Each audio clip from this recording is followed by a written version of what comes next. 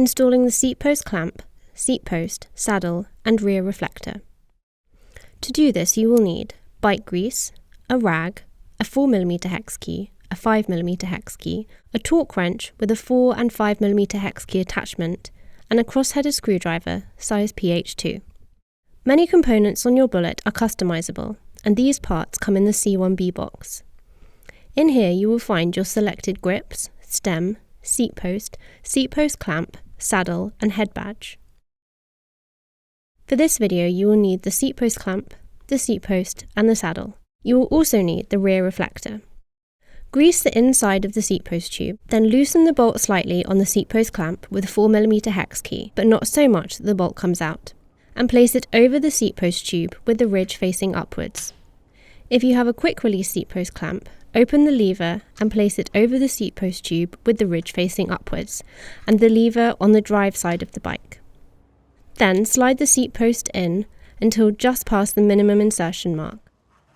Tighten the seat post clamp into place with a 4mm hex key, but do not tighten fully yet. Loosen the saddle clamp with a 5mm hex key so the saddle can fit between. Be careful not to loosen so much that the bolts come out.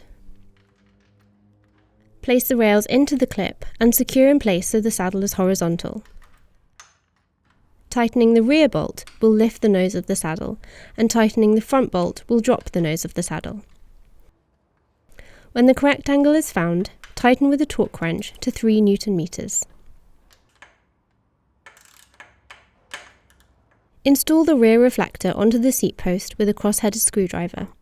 The reflector should be 90 degrees to the ground, and it should face backwards for other cyclists, pedestrians and drivers to clearly see you.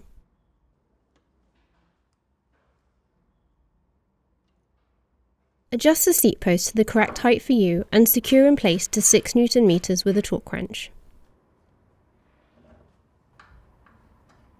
You can check the saddle height by sitting on the bike with the kickstand down and putting one pedal in its lowest position. With the ball of your foot on the pedal, your leg should be almost fully stretched, but not quite. Sometimes you may want to lower the saddle if you have heavier loads. Remember to wipe away any excess grease with a rag.